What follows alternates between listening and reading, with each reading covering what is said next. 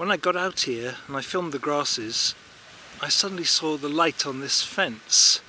And when I looked up at the fence, there was all these bits of grass caught in the fence.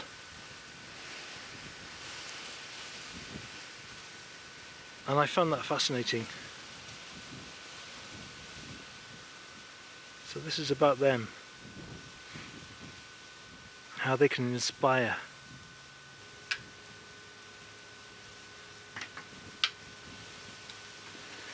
Well, if you saw the introduction, then I'm just sort of carrying on from there. These were a small series of initial works. And here I'm covering the sealed card with dark colours of wax so that I can put some lines into it and create a representation of those grasses hanging from that cross point.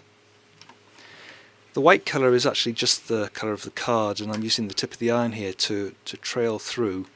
The oblique angled line always gives a sort of interest and movement to an image. And I'm just wriggling the iron slightly, obviously, as I go along, overlapping. Date it, number it, polish it. Another one done.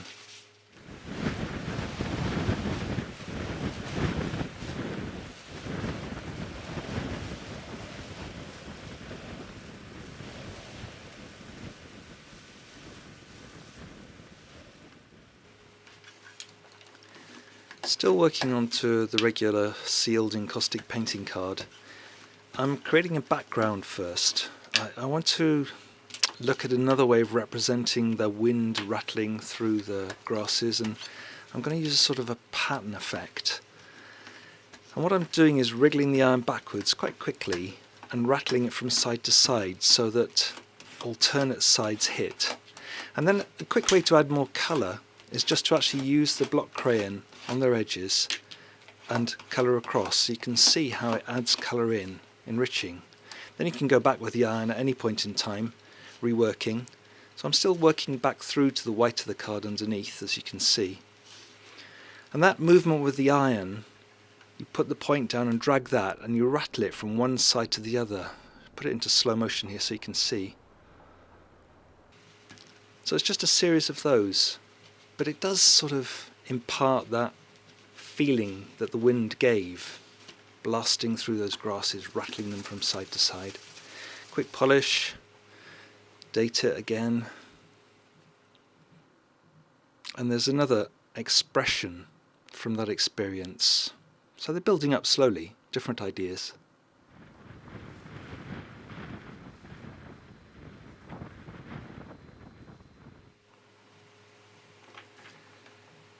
This next expression is again onto a sealed card, and the intention is to create a sort of dirty background to the card, clean it off, and then to use this little diagram that I did and to make a grid of the fence onto the surface. So if you want to create some interest, you can always dirty your card in this way. And then just using the stylus to put on the lines to represent the fence. The stylus dips in, fills, draws quite long lines. And this is just a memory, really. It's just an impression of that grid, shown in a slightly different way than normal.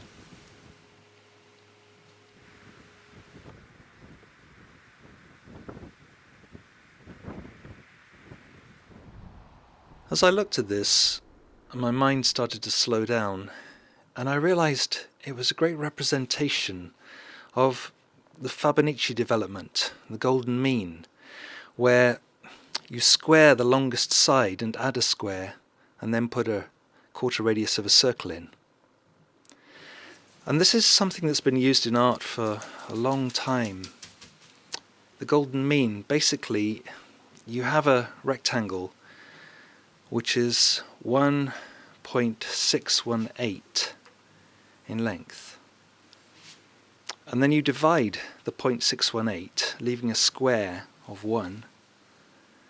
And you can do that, well, as many times as you like, really. Here I'm just reflecting it so that you could have it any which way round. And basically it's like a fat third, and if you put your subject in that, on that line, on that third line, then somehow it's very pleasing and well balanced to the eye.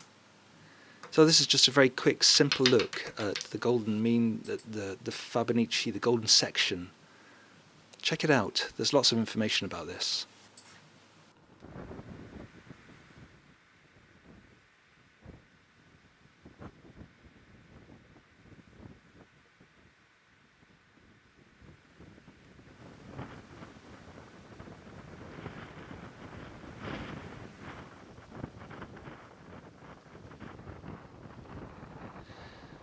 This was one of my favourite pieces of the film.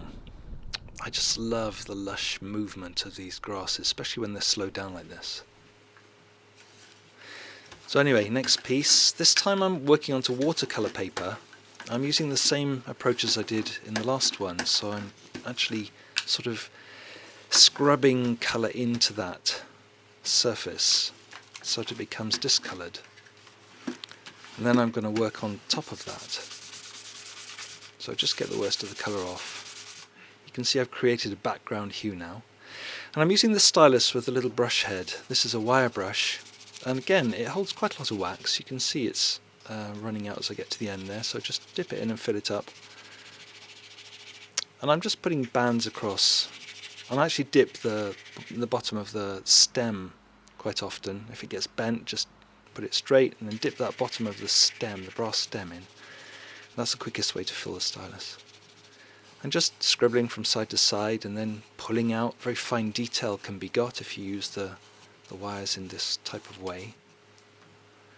And now I'm going to use the iron and put lines down. And what I do there, I managed to get a whole blodge of wax came out. So I tried to scrub it off, but what are you going to do now? So now I've got to put something there, and I decided I'd put a fence post there. So I've just taken some green, still thinking of the palette that I had in the first episode from those reeds, and just using the iron to gently manipulate the colour and then cover over the lines that I made with the edge of the iron. And now that I've got that green in, I feel like I need to put green into the rest of the surface. So again, using that craning technique and then just rubbing it in, sort of smearing it in, using my fingers. And this is always a good way to put colour into an image. And then it just needs sort of something. So an easy something is just to flick some colours on, do some scribbles, sort of Japanese, Chinese shapes, give it a polish, maybe add a little highlight to the spots that are raised, little edges, and then I think, oh, I've probably done that now. So again, it's another look, a few more techniques, and we're back to that beautiful grass fence again. This is about them, how they can inspire.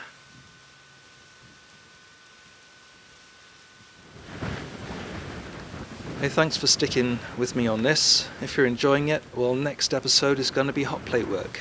Hope to see you then. Bye bye.